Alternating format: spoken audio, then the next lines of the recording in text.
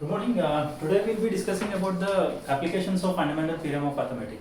At the outset, in this chapter, what we have done is we have started with the probabilities of positive integers. That is what we have started with. That is what is called the Euclid's division lemma, and we have discussed the applications of Euclid's division lemma. Now, this is one more property which we have discussed in the previous session. That is the fundamental theorem of arithmetic on positive integers. Now, today we are looking into some of the applications of fundamental theorem of arithmetic. Now let's look into that. Suppose given a number, suppose say you have a number called some 16 and say 16 power n. 16 is raised to some natural number n. Now can we say that this number ends up with digit 0? Ends up with digit 0 in the sense 230 is a number which is ending up with digit 0. That is, the units place of that digit should be 0. Now we have to judge whether this number can end up with digit 0 for any natural number n. That is, suppose say 16 power 1. 16 power 1 is known to as 16. Say n value is some 2. Then it will be 16 square. Then 256. Then 16 cube. Likewise, can we have such kind of n where 16 power n can end up with digit 0? Now we have to check whether that can happen or not. That is, whether 16 power n can end up with a digit 0 in units place for some value of n. That is what we need to examine. So for that purpose, I will try to use this fundamental theorem of arithmetic, and I will try to arrive at a conclusion whether a given number, when it is raised to any natural number, can end up with a digit 0 or not. Now before we get into this problem in particular, let us consider those numbers which ends up with digit 0. For example, say the number which I have taken, 230. 230 is a number which ends up with digit 0. That is a composite number. Clearly that is a composite number. So I will try to factorize that. So this is 2 tensor or 2 answer. 2 answer 2. This is almost 2 difference. So that is the case. 2 answer 2, 2 answer 10, 2 answer. Next this goes in 5 table. 5 2 sir, 10, 15, 5 3s. Now 23 is a prime number, so you can write the prime factorization of 2 that is 2 into 5 into 23. Let us take one more, say 100. 100, 2 50 sir, 2 25 sir, 5 5 sir. So 100, you can write it as 2 square into 5 square. Now let me take few more numbers where the numbers ends up with digit zeros, and let me examine the prime factorization of that. Suppose say 1250, 1250, do the prime factorization. How much you get? 2 6 are 12, 2 25 are 50. Then this is 5 1s are 5, 5 1s are 5. You will be left over with 12, 5 2s are 10, and 5 5s are 25. Next 5 25s are 125, 5 5s are. So 1 2 3 4. So this is 1250 is equal to 2 into 5 power 4. Let me go with one more. Say some 750. So this is 5 times 15 5 is 75. Again 5 30 sir. This is 3 10 sir, 2 5 sir. So 750 you can write it as 5 cube into 3 into 2. Now let's examine the prime factorizations. Now if you look into the prime factorizations of each of these numbers which ends up with a digit 0, you can find some commonality. So what is the commonality that you can find? Let's observe the prime factorizations closely. Do you find any commonality in all the prime factorizations? Yes? Okay. So 2, may I say 2 is present in every number, or in fact may I say that 2 is a factor for all these numbers which ends up with digit 0? Yes? And may I say 5 is also a factor for all the numbers which are ending up with digit 0? So that is, may I say that for any number which ends up with digit 0, 2 and 5 are compulsory the factors for that number? Yes? Yes, that is what I can conclude. That is, given a number, if it ends up with 0, then the prime factors 2 and 5 are a compulsion for these numbers. I repeat it again. given a number which ends up with digit 0, those numbers will always have 2 and 5 as prime factors. So that is what I can come. Take any number which ends up with 0, you will always arrive at 2 and 5 as prime factors. That is, whenever you are given a number, if the prime factorization or if the prime factorization of that number contains 2 and 5 as its prime factors, then we can surely conclude that the given number ends up with digit 0. Now coming to this. Now do the prime factorization for 16. If you do the prime factorization for 16, it is 2 power 4. Now do you have 5 here? Yes or no? No, you don't have 5 here. Therefore, this number cannot end up with digit 0 for any natural number. Give any number for n, 16 power, that number cannot end up with 0. The simple reason is its prime factorization doesn't have 2 and 5 as prime factors. 2 is there but 5 is not there. You can have 5 but if 2 is not there, that number cannot end up with 0. So given a number, if you want to check whether that number ends up with a digit 0 or not, that number should have 2 and 5 as its prime factors. If the number contains 2 and 5 as prime factors, then that number ends up with 0. If either 2 or 5 or both of them are not present, then that number does not end up with digit 0.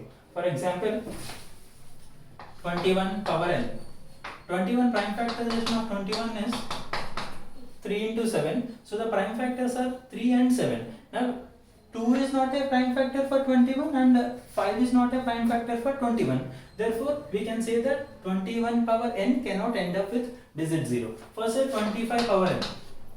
The prime factorization for 25 is 5 into 5. So you have 5 but you don't have 2. Therefore, that number cannot end up with digit 0. Here you have 2 in the prime factorization but you don't have 5. Here you have 5 but you don't have 2. Here you don't have 2, you don't have 5. Therefore, all these numbers cannot end up with digit 0 for any natural number n. Take some 10 power n. 10 power n, prime factorization of 10, 2 into 5. So the prime factors are 2 and 5. Therefore, I can conclude that this number ends up with digit 0. So for a number to end up with the digit 0, its prime factors should be 2, 5. In compulsion, rest can be anything. It should have 2 and 5 as prime factors in compulsion. Rest can be any other factors. So that is with regards to one of its application. That is checking a number whether it ends up with digit 0 or not when it is raised to a natural number. So this is the case. Now let's move on to some more applications. Already we have discussed what is HCF.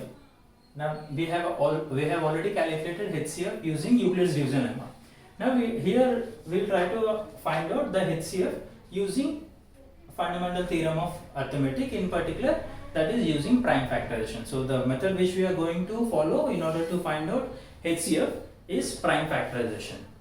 So first suppose you are given 12, 15, 18, 3 numbers.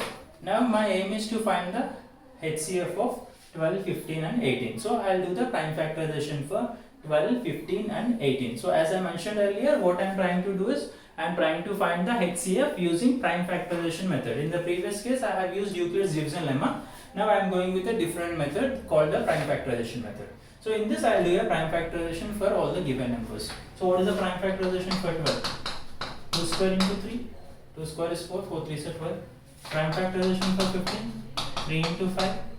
Prime factorization for 18, 2 into 3 square. So this is the prime factorization. Yes? Now this is the process of finding HCF. Now HCF of 12, 15, 18. Generally we denote HCF of 3 numbers like this, 2 numbers, then 12, 15, that way. So this is the way we write, and we read it like HCF of 12, 15 and 18. Now this is the way we calculate the HCF. Since HCF is highest common factor, we are interested in the common factors. Now what are the common factors? Here 3 is a factor, here also 3 is a factor, here also 3 is a factor. So take the common factor. So 3 is a common factor, so take the common factor. Next, after taking all the common factors, of the given numbers, then you identify the least power of the common factors. Here the power of 3 is 1, here the power of 3 is 1, here the power of 3 is 2. Out of 2, 1, 1, the least power is 1, and raise 3 to that number, which is 3 power 1. Therefore we say that 3 power 1 is the highest common factor of 12, 15 and 18. So the thing is, given numbers, to find the HCF, you will do the prime factorization. After doing the prime factorization, if you identify some common factors, write all the common factors, and for HCF, you will pick out the least powers of these common factors. For suppose, there are some numbers whose prime factorizations are like this. Say A is a number, the prime factorization of A is 2 into 3 square into, say 2 square into some 5. Say there is another number B whose prime factorization is 2 cube into 3, say this is 3 power 4 into 5 square. Say these are the two numbers and these are the respective prime factorizations for A and B. Now I need to calculate the HCF of A and B. So this is the way we go about. So HCF of A and B. So what you take is, first you will be identifying the common factors. So what are the common factors here? So 2 is a common factor, 3 is a common factor, 5 is also a common factor. Now take the least powers of these common factors. So what is the least power of 2 here? This is 2, this is 3, so the least power is 2 here. The least power of 3, here it is 2, here it is 4, the least power is 2. And least power of 5 is 1. Now multiply all of them. So that will give you the HCF, which is 2 square into 3 square into 5, 2 square 4, 3 square 9 and 5. So that is the way we will be finding out the HCF of any given number. So if suppose you have one more number added upon, say you have C, say some 3 power 5, some 7, some 5 power 4. So this is one more number whose prime factorization is like this, and we need to calculate the HCF. So HCF of A, B, C. So take all the common factors. What are the common factors here?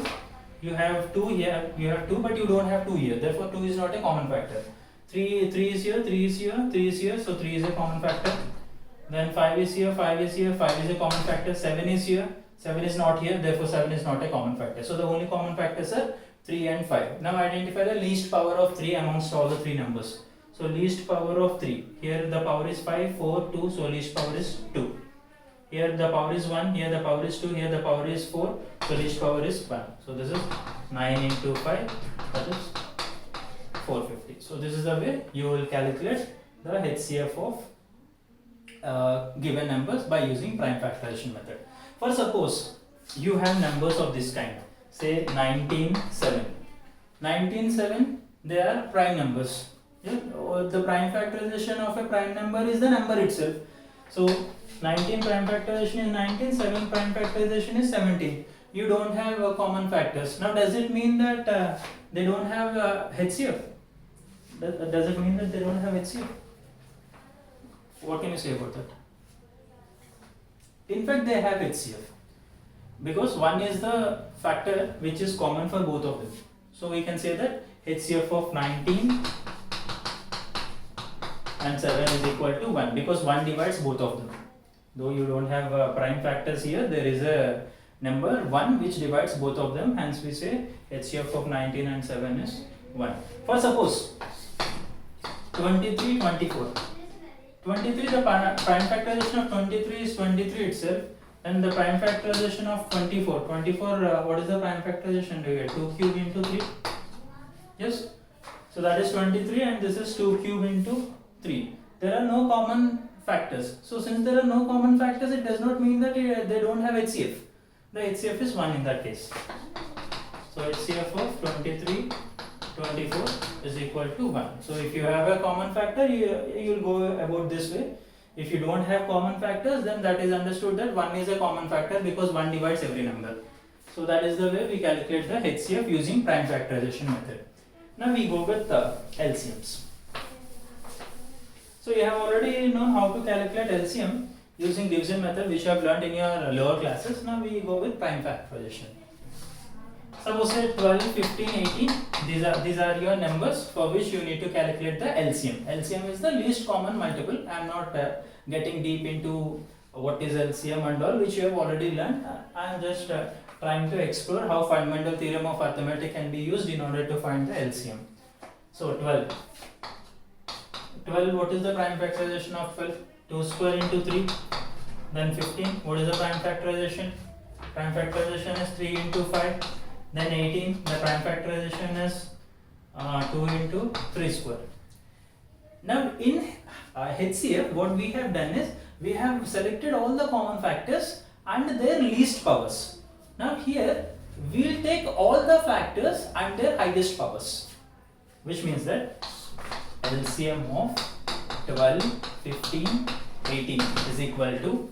Now what are the different factors you have in all the three numbers? List out them. Here you have 2, here you have 3, here you have 3, 3 has already been listed out. Here you have 5, here you have 2, 2 has already been listed out, 3 has already been listed out. So these are the different prime factors which you have in all the three numbers. Now to these prime factors, identify the highest powers. Now for 2, the power is 2. Here the power is 1. Amongst 2 and 1, the highest power is 2. So raise 2 to the power 2. Next. For 3, here the power is 1. Here the power is 1. Here the power is 2. So highest is 2. Now for 5, the power is 1. So now that is your LCM. That is, given a number or given any number of numbers, first do the prime factorization, then list out all the different prime factors which you have in this manner, then take their highest powers. That will give you the LCM. Let me go with one more.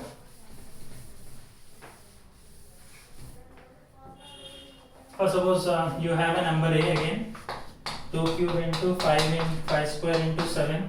Number B, 3 into 5 cube into 7 square, or say 7 cube. Number C, 2 into 5 into 7 square.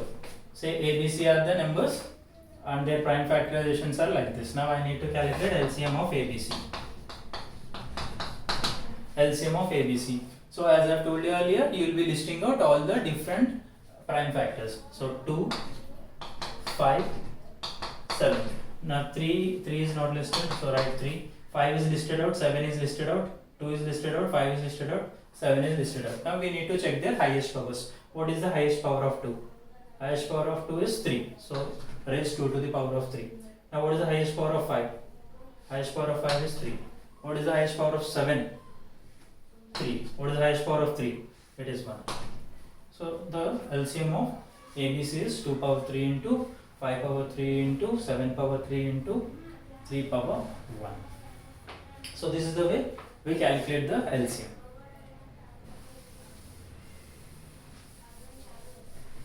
Okay, now let me have a relation between the LCMs and HCFs. First, suppose say you have a number, or say 12, 15. I'll go with 12 and 18 to have a smooth understanding. I'll calculate the HCF initially. First write the prime factorization. This is 2 square into 3, and for 18, what is the prime factorization? 2 into 3 square. So we calculate the HCF. HCF of 12 and 18. For HCF, we take all the common factors. So here the common factors are 2 and 3, and we take the least powers. So least power of 2 is 1, least power of 3 is 1. So 6. Next, LCM. LCM of 12, 18. So LCM is taking all the factors and their highest powers. For 2, the highest power is 2. For 3, highest power is 3. So this is 4 into 3 square 9, which is 36. Now here I will be making a relationship between LCM, HCF and also the given numbers. Now the first relationship which I am going to establish is, if you observe HCF and LCM, may I say that 6 divides 36? Yes. 6 divides 36? Yes. 6 is your HCF and 36 is your LCM. May I say that the HCF divides LCM? This is what I am trying to say. HCF divides LCM. That is what the observation which I can make. Well, this is the symbol for divides. this is straight line, okay, it is not the slant one which you use. So I can say that HCF divides LCM. Next, now I will multiply HCF and LCM. HCF into LCM is equal to 6 into 36. Now I will also multiply these two numbers. Let me say that this number is A, this number is B. I will multiply A and B. A into B. So this is 12 into 18. So what I do is 12 I can write it as 6 into 2. 6 into 2 into 18, and 2 18 is 36, which is 6 into 36. So may I say that the product of HCF and LCM is same as the product of two numbers? Yes. So these are the observations that we can make. Given any set of numbers,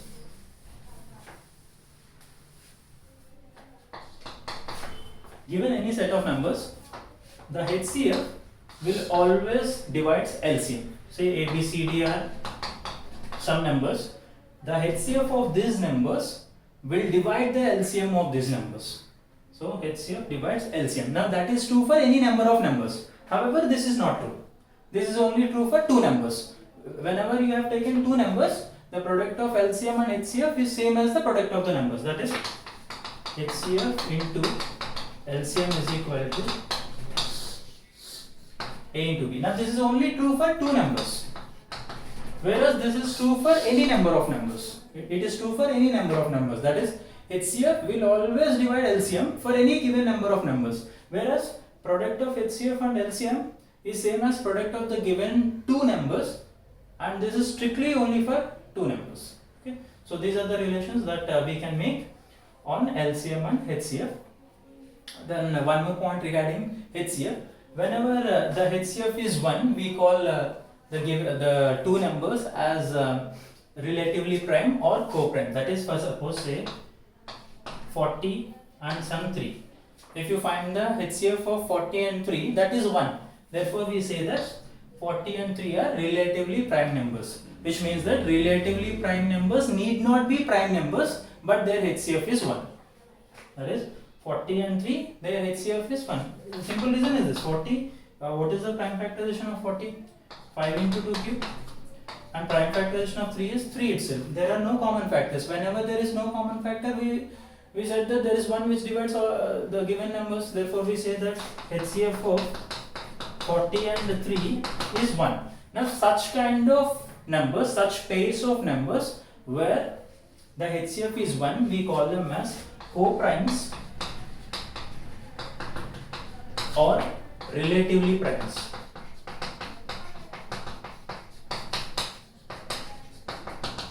Co-primes or relatively primes. So co-primes or relatively primes are two positive integers whose HCF is 1. They need not be prime numbers. Of course, if they are prime numbers, the HCF is obviously 1.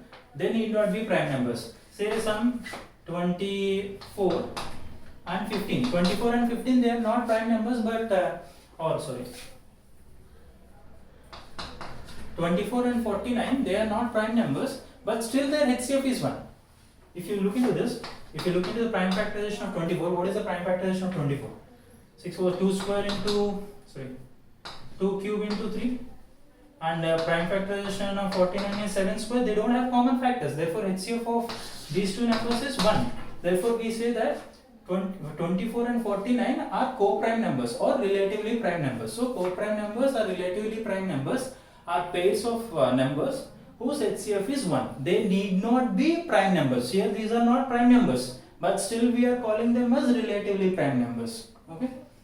So, this is all regarding today's class, and I'll summarize once again. Today we have discussed some of the applications of fundamental theorem of arithmetic. The first one is, given a number, we are trying to check whether that number is ending up with a digit 0 or not using prime factorization. In that case, we said that whenever the number has got 2 and 5 as prime factors, then that number will always end up with a digit 0. If not, then that number does not end up with a digit 0. Next, we have discussed about HCF, LCM. So, HCF using prime factorization method, where we have taken all the common factors and their least powers. For LCM, we have taken all the factors and their highest powers. Then if there are no common factors, we say that the HCF of the given numbers is 1. Whenever the HCF of given two numbers, strictly speaking, relatively primes are only spoken for two numbers. So when the HCF of two numbers is 1, we are calling such numbers as co-prime numbers or relatively prime numbers. Then we have also established a relationship between HCF and LCM. That is, HCF will always divide LCM given any number of numbers. And for two numbers, the product of HCF and LCM is equal to product of the given two numbers. Now these are what we have discussed today, and I will be posting a worksheet on the same. Go through all of them. Okay, so that will be all it for the day.